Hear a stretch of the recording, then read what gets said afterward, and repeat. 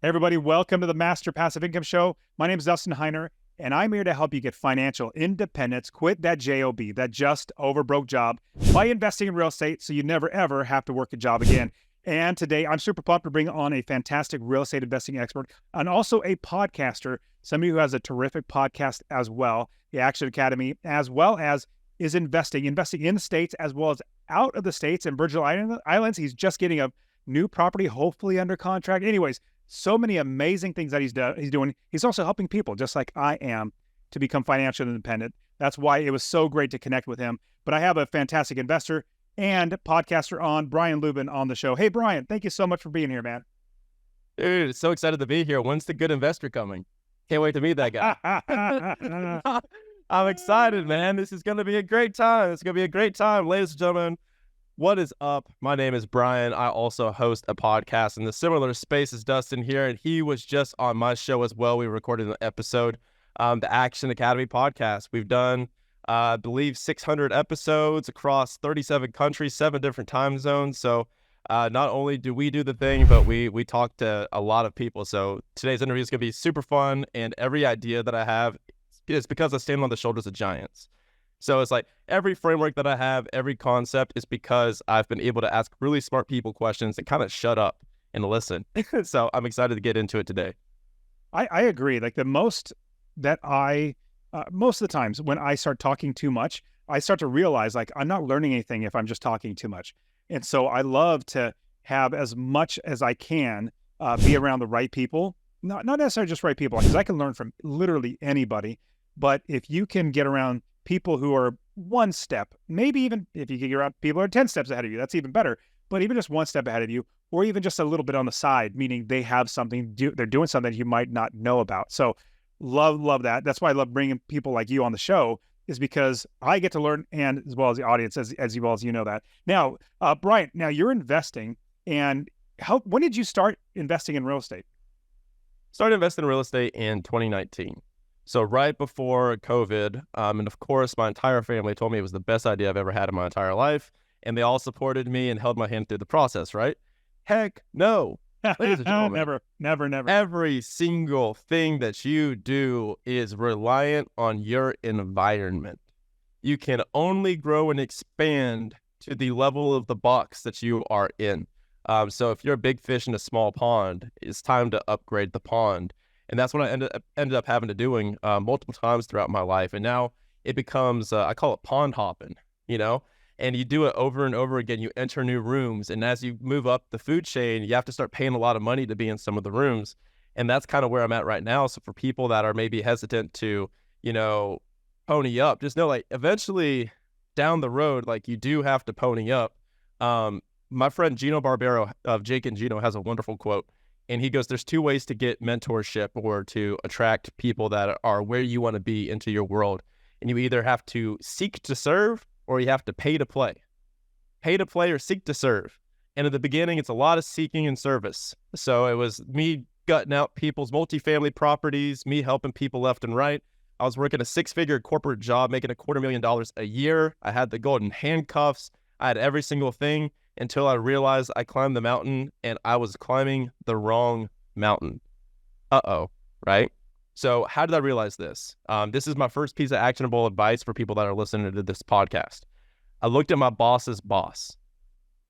When I looked at my boss's boss, I said, best case scenario, that's me in 5 years if I kick tail, right? And so I realized not only did they not have the pay that I wanted, but they didn't have the lifestyle. He was a father of 2 young daughters, wasn't watching them grow up, constantly traveling around eating donuts. He's just doing PowerPoints in 15-minute increments on his Zoom on his calendar. And I said, so you're telling me if I kick tail, I'm going to be, less freedom, more scrutiny, more pressure, less family time? And at that point, I was number 8 out of 5,079 sales reps.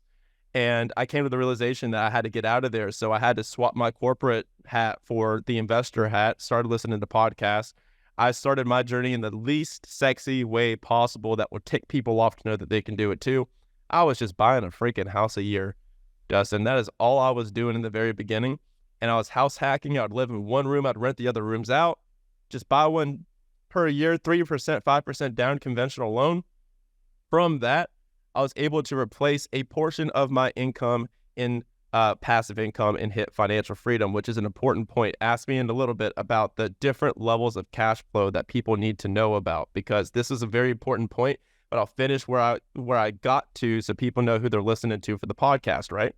So I invested in real estate, eventually was able to replace that $250,000 a year job, $20,000 a month through my own business that I started up and the real estate. Quit that job in March of 2022, and then went to travel full-time around the world for 8 months. So I went all around the world, all around Europe, all around Brazil, Latin America, and now I built my own business to where I am able to travel and operate it anywhere in the world. I spend my summers in Europe, and right now my home base is Austin, Texas, and we do right now $1.2 million a year, and we're going to be finishing this year probably around $3 million. That is so fantastic. Now, I do want to emphasize for everybody listening the point that you made that's about getting in the right room. There's also another idea with that is you're going to pay either one of two ways to get to where you're going to be in the right room or be around the right people, or fast track your way to actually having success. You're either going to pay with your time or with your money. Mm-hmm. So my suggestion is pay with your money, because your time is going to take forever for you to figure out. It took me 7 years to be able to quit my job, but my students are quitting their job in 3 to 4 years because I've helped them fast track. Now they pay me money because they want to get my coaching, but they are so much like they have 3 or 4 more years that they're now retired or successfully unemployed, like the term that I like it, because they have the fast track. So you're either going to pay with your time or your money. The only one commodity you're never going to get back, and you can never create any more of, it's never going to have any more at all, is time. But you can always make more time. Now, Brian, with that, I love that you actually wrote a book, and I love passive income. That's why I have Master Passive Income. I love passive income. Streams of income are really great. Now, all of my streams of income flow into my river of income, which is my real estate investing. Now, but with that, you have also another term for this income. I love the book. Passive, sorry, I said it wrong, because it's passive income. Instead of that, it's passionate income. Tell us about what does passionate income mean? Yeah, passionate income is literally everything to me. But first, I want to say something that you just said that's so important. And whenever, like, that's our community as well. Like, we help people buy commercial real estate and small businesses. And I tell people it's the worst sales pitch in the world, but people that are listening that get it will get it. I say, everything that we do, there's nothing secret. There's nothing proprietary. We talk about it all on the podcast for free, and you can learn it on YouTube for free. The only thing that we sell is your time back. You can go to the networking events. You can go to the real estate events. You can go to the coffee chats. You can watch the YouTube videos. The only thing that we do is we're just like, hey, if you want to do this in 2 years instead of 6 years, we're your people. That's it. And so what Dustin's talking about when he asked the question, guys, is a term called passionate income. So what that arrived from was when I quit my job and I had this money coming in and I was traveling around the world. I went to the Greek islands for a month in July of 2022. I lived in the Greek islands in Mykonos, Santorini, and Crete. And eventually, I went down to Brazil, and I had so much fun until I stopped having fun. And so I could be here and talk to the people, because most people's dream life on here is to quit their job, travel around the world with $10,000 plus per month in passive income, right? They want to go lay on a beach. I'm here to tell you, after 3 weeks on a beach, you are hungover, you are sunburnt, and none of your friends are texting you back, because guess what they're doing? Working. They're working. They're working. So everybody acts on these podcasts and in these books and everywhere that passive income is the end. Financial freedom is the end of the road. And I am here to tell you, if you guys take one thing away from this episode, financial freedom is where your life begins. And for some of you, you may be ticked off of me saying that, saying the nerve, the gall, the audacity for this guy on the podcast to tell me that financial freedom is the beginning.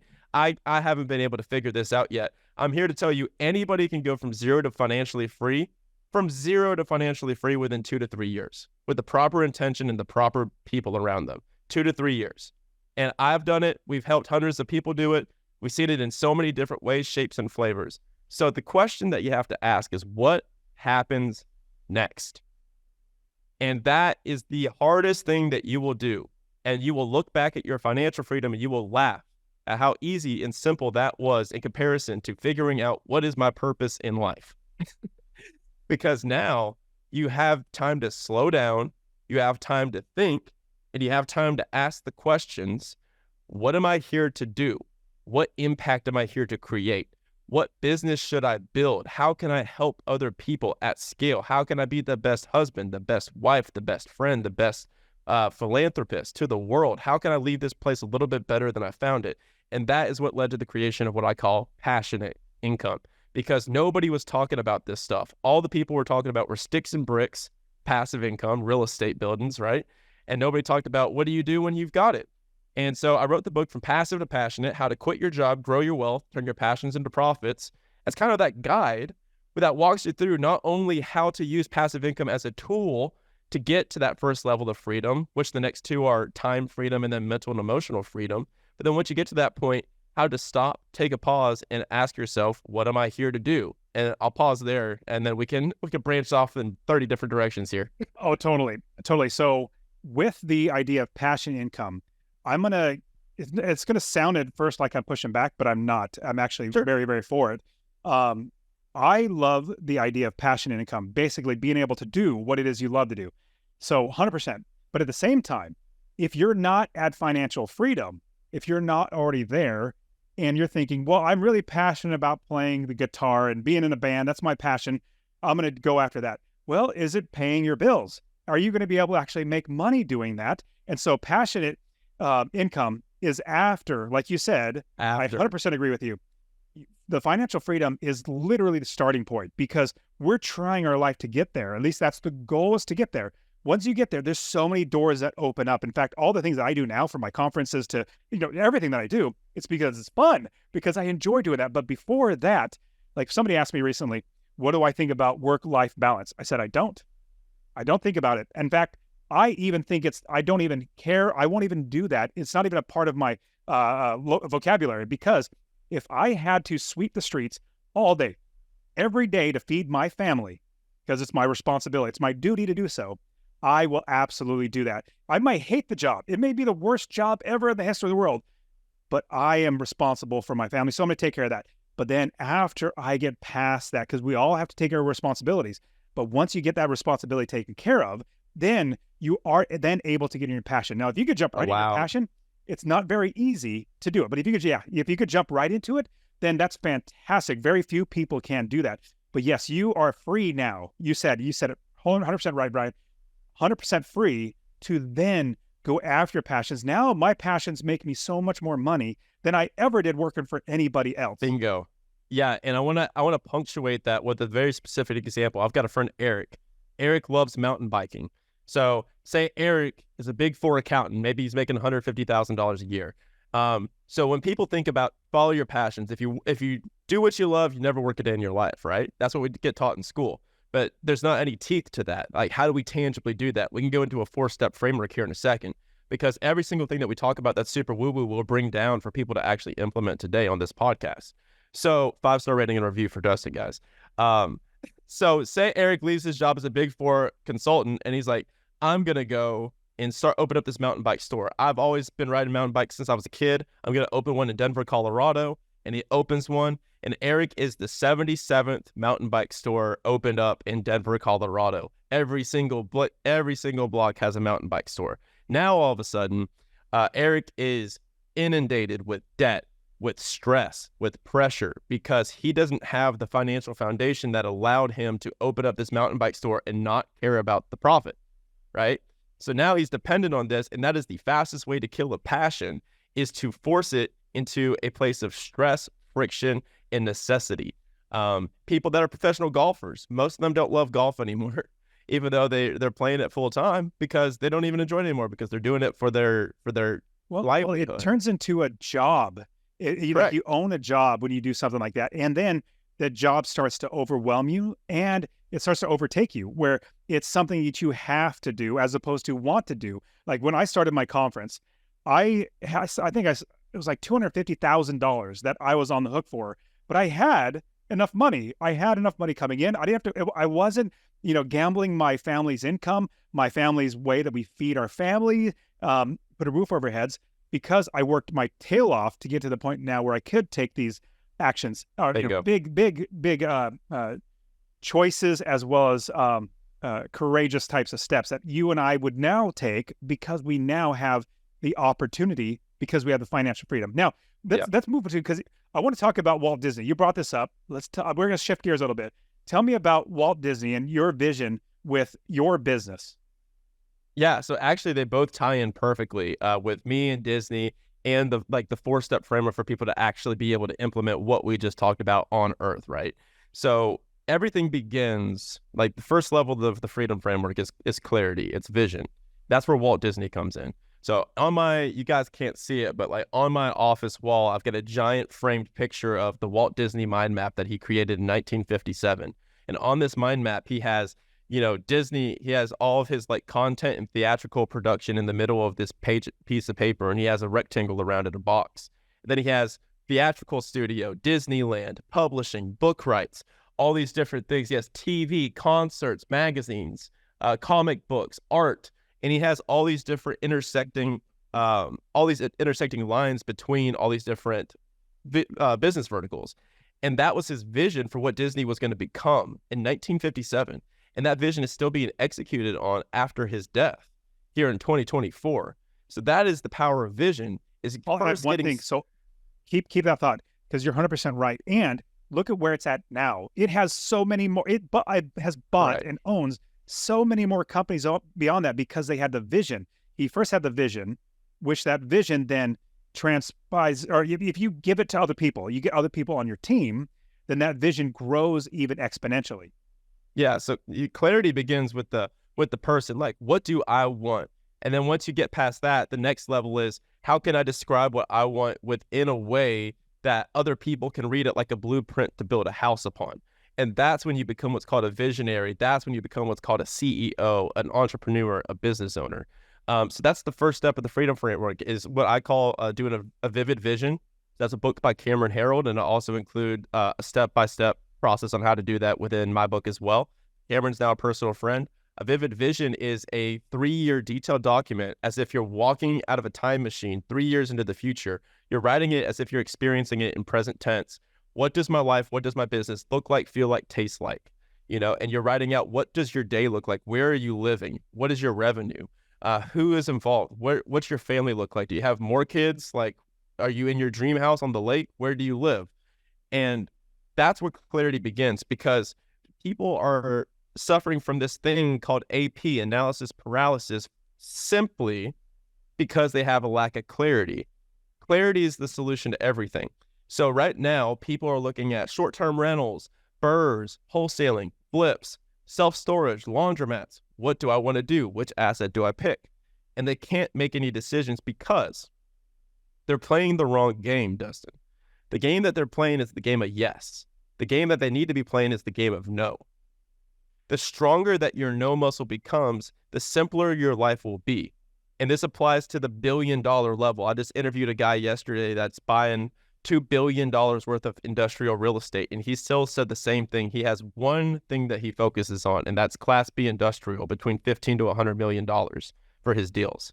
So what that looks like is, once you have your vision, now you're seeing what your dream life looks like, and you're starting to chisel away at where you're going and how fast you want to get there. So first we start with, how much does that quantifiably cost?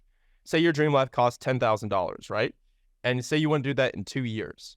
Then maybe single family is not the best bet for you to do it in 2 years. Maybe it's a commercial property. Maybe it's something different. And maybe it's a small business. So there's different parameters within which we can begin to say no. Instance, for my personal example, I was going to do multifamily, and I realized I want to travel around the world in the next 6 months. I can't be the boots on the ground in a multifamily deal, because I know where I'm going and I've got this vision for where I'm heading. And so that's why I started up a business around my freaking podcast, because I was like, I can do this anywhere with a Mac and a mic. So I was able to have parameters and context within which to say no to the thing. So strategy is a set of self-imposed constraints on decision-making. The more things that you can say no to, the less anxiety you will have. So that's the first step right there. I'll pause there quickly. Yeah, no, I appreciate that, because I am the type of person that lots of people are like this. We say yes to lots of things just because, number one, we don't want to let people down. And it gets you to a certain level.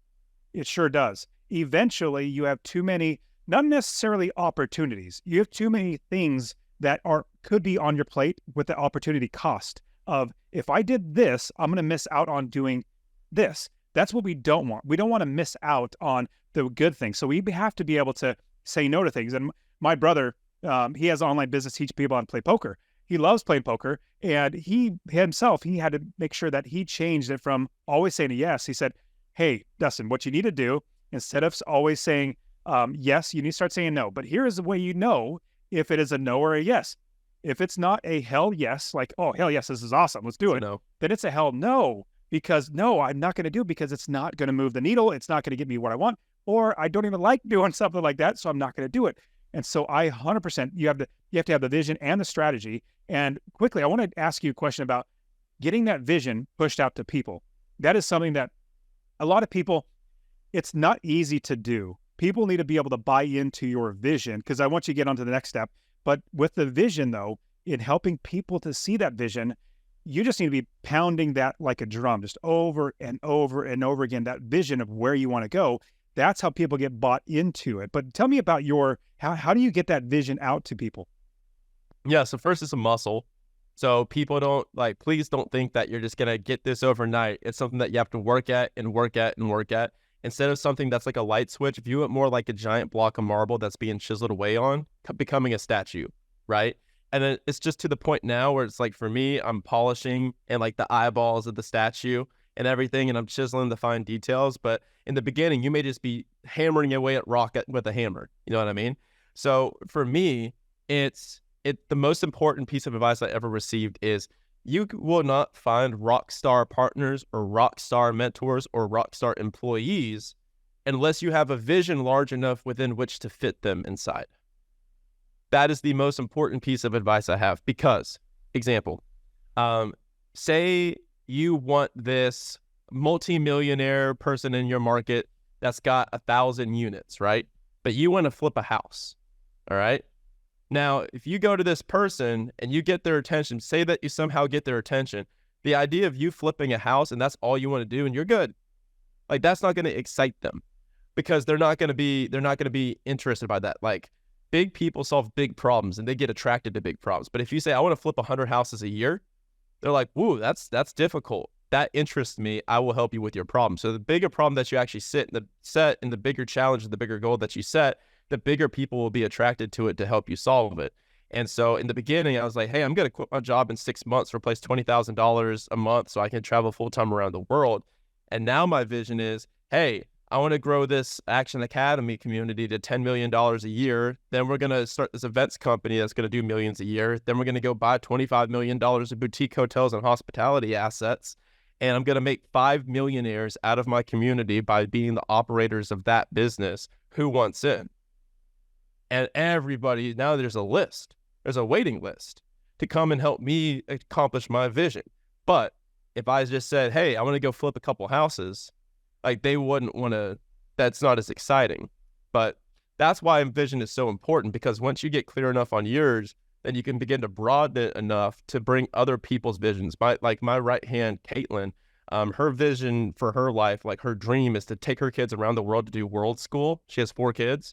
And she wants to travel around and like homeschool them and teach them things like in the actual world.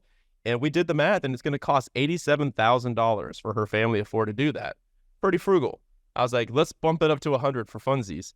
And so we are working with our compensation package to make sure that she has the money to do that in 2026. And we even have a fund that we're putting it away in so that her vision will become reality on paper. And then that's when magic happens. Well, I like what you're getting at, because you're helping somebody get what they want, then they're going to help you get what you want. I love the quote. I think it's by Zig Ziglar.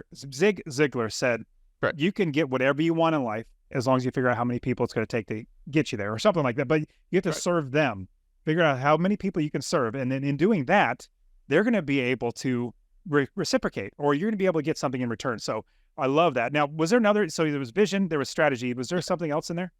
Yeah, so back to the 4-step framework. So it begins with having a crystal clear idea of where you're going, right? So that's step 1. Step 2 is building your financial foundation.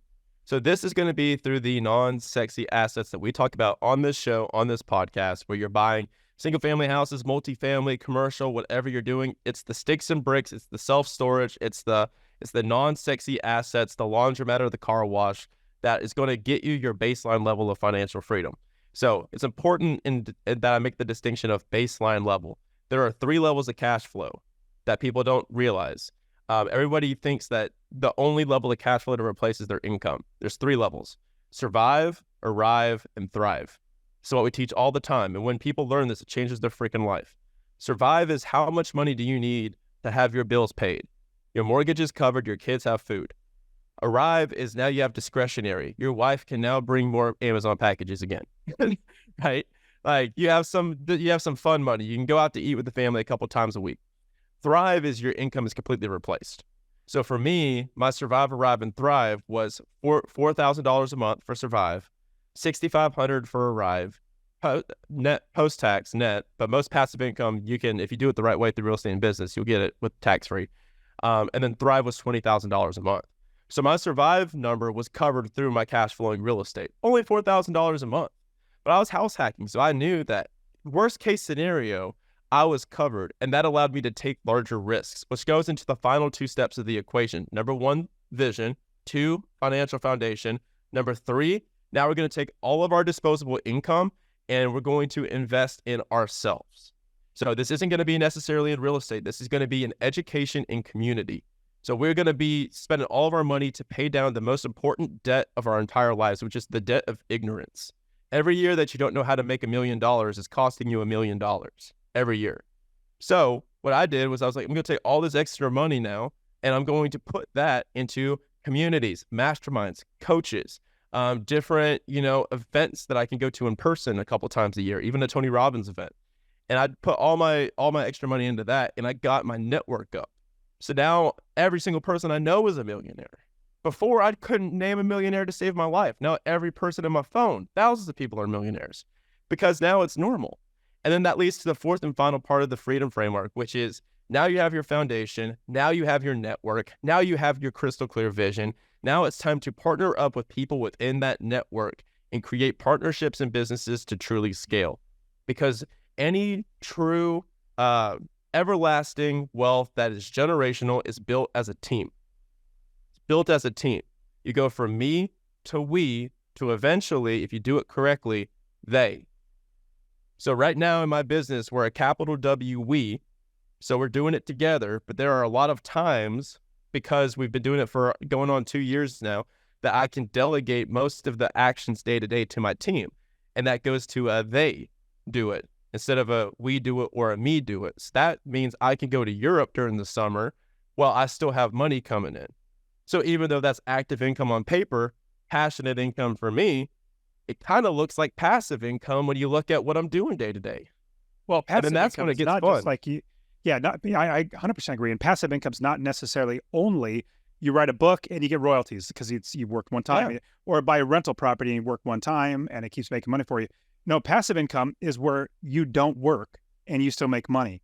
And even starting a business where you have multiple people working for you, that's still passive because it's passive for you. Now, people might be thinking, well, shoot, you're hiring people. It's not that passive. Well, it actually is, because they're working a job that they enjoy, or they want to. They quit if they didn't want to. They're making money, and it helps them in their family. So we need to look at anybody that's working for us, our contractors, like my property managers. I hate talking to tenants. My property managers, either they like it or they don't mind it at all because they've been doing it for many, many years, which I'm so happy to pay them. My accountant, they love doing numbers. I hate it. It's so horribly boring for me. I will never do it. That's why I pay them to do it. So when we have more people around us, we have now passive income. I do want to jump quick because I love the idea that you have the passionate income that now affords you to do whatever it is you want in your life, which is travel the world. Other people, it could just be, man, I just want to play golf all day, every day, travel the world, play golf, or just play golf in my town, whatever it might be. But gives you and everybody else the freedom to do whatever it is you want to do. Now, you love to travel. I love to travel too. And there's a friend of ours, mutual friend, that connected us. So tell me about I'm bringing him with me. I'm bringing him with me to Europe for the first time. Yeah, I'm taking Jesse to Europe. Even before that, he said he listened to your podcast. Then he reached out to you on Instagram and said, hey, I hear you're going to, was it Colombia. Columbia? I heard you go to Yeah. Columbia. I'm going to go too. And you're like, let's meet up. Let's hang out. And you guys spend like 30 days or like a month Yeah. together. I was like, how was that getting somebody, like if somebody said, hey, Dustin, I hear you're doing this with your family. I'm going to be there. Do you want to hang out? I'd be like, oh, no, I'm good. But like that, how was that for you? Because I would be thinking that's kind of interesting how somebody is going to be there in Colombia at the exact same time for me. Yeah, no, it was cool because there's another quote that's I have on my thigh. I have tattooed a picture of the Colosseum from Rome. I got it in Rome, looking at the Colosseum. My tattoo shop was down the block, and I could literally look at the Colosseum while I got it, which was the point. And it says "Non io critico che conta," which is it's not the critic who counts. And that's from my favorite phrase, my favorite quote ever given, and that's by "The Man in the Arena" by Theodore Roosevelt.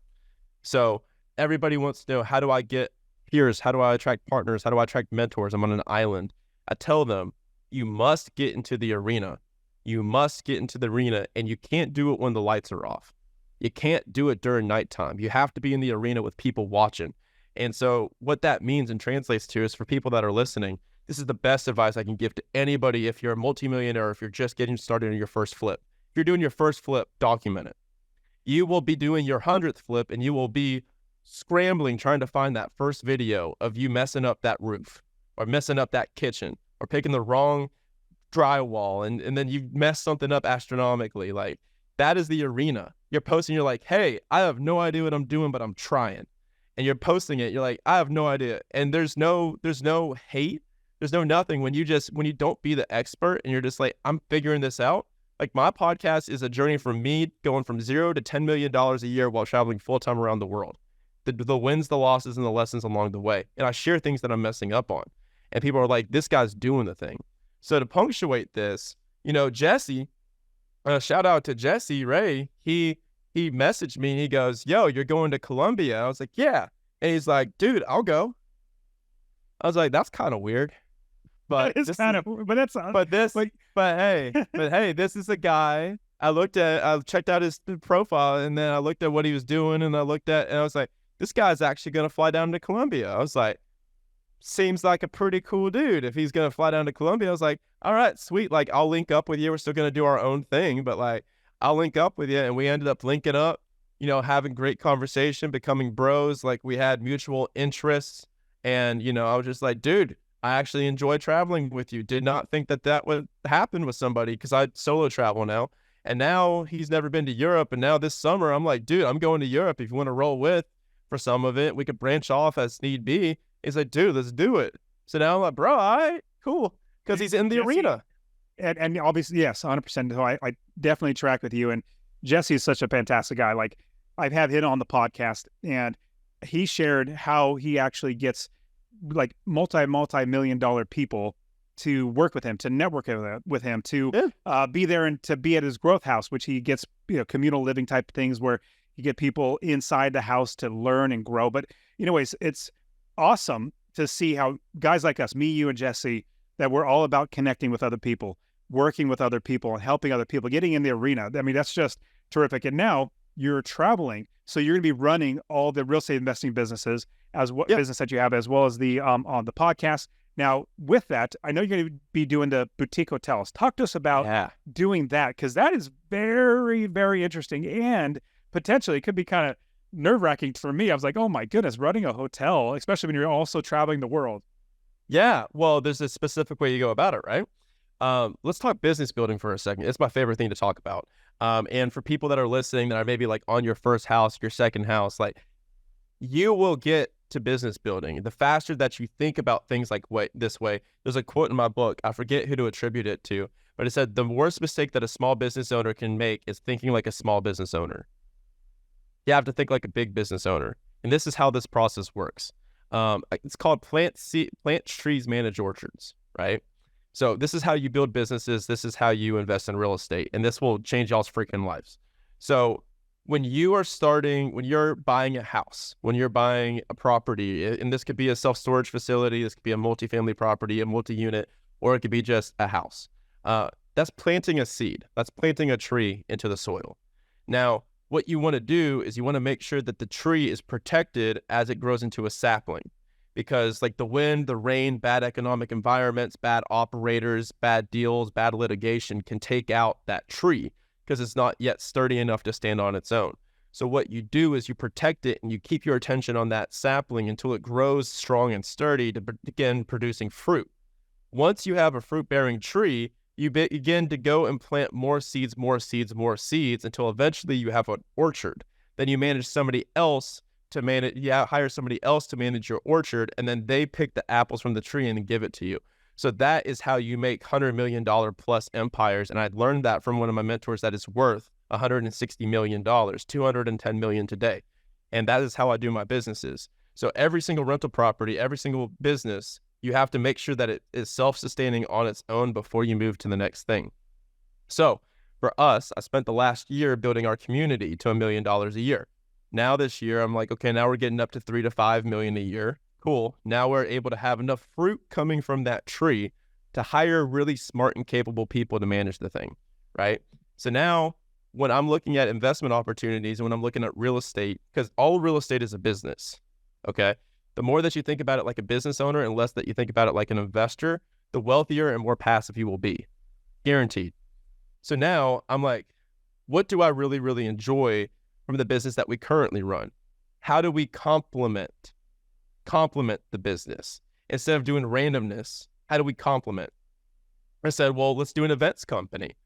People love traveling that join my thing. They want to travel the world with me. Let's build an events company. So we started up an events company, and now twice a year we throw an annual event, and we go book out these mega mansions and these boutique hotels in Cabo and Costa Rica and Colombia, and we take hundreds of people down there. And, you know, that's almost $1 million business by itself in its first year. We're about $600,000 in revenue. Profit margins are not that, but it's great in revenue.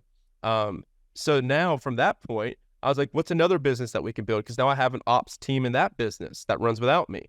Now it comes down to, let's just buy the freaking real estate that we're renting. It's a natural transition. And then we have the community of people that are going to be ready, willing, and able to be the operators for this.